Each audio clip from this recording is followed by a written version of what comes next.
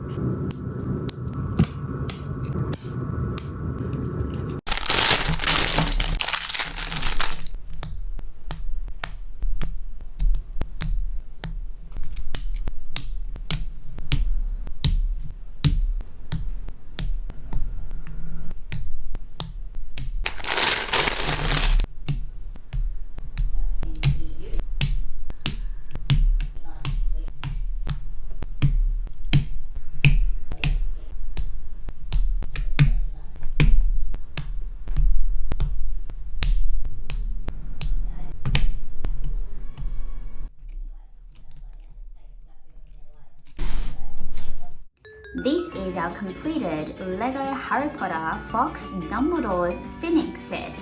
I think it's a very direct comparison to the earlier Hedwig set. Almost exact size, structure and mechanism. We'll compare the two sets closely very soon. Firstly, let's have a look at the minifigure that's included as part of this set.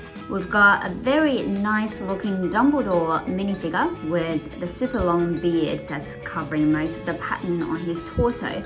It's a very glamorous pattern on the torso, double-sided and a long robe print that continues to the leg piece of the minifigure. It is a two-faced minifigure, however most of the expression is pretty much covered by the big beard anyway. On the side we have the Fawkes figure, which is exclusive to this particular set. This can slot onto the base plate right next to Dumbledore's minifigure. This can be stand-alone displayed on its own, or we can attach it to the Fawkes figure like this. The other option is to display only the Fawkes figure like this. Now let's have a look at this main build. I think it looks really nice, a very accurate structure and color. We've got a slight upgrade on the plaque. The plaque on the Hedwig base plate is a sticker, but this time Lego has chosen a printed tile, so we have no stickers in this set. Fawkes is standing on a pearl gold bar, which is a pretty accurate representation. The claws can be adjusted and we can make a claw onto the gold bar like this. The first difference between the two sets are the base plates. I think they're both very nice. This gold rounded base is more suitable for Fawkes because it's supposed to represent the ashtray for Fawkes when it burns into ashes. So it definitely works very well here. The gold also matches with the gold bar, it stands on very well. If I put these two birds side by side, you can see the wings and The tails of both birds are almost identical. Pretty much just slightly different colors and shapes, but it's structured in exactly the same way. Especially the wings. It's almost completely identical apart from the colors.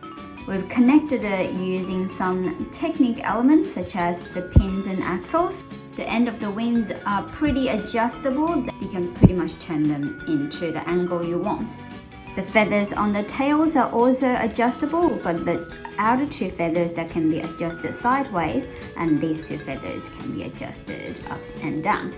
Both wings are symmetrical, same as Hedwig. The head can be twisted and adjusted.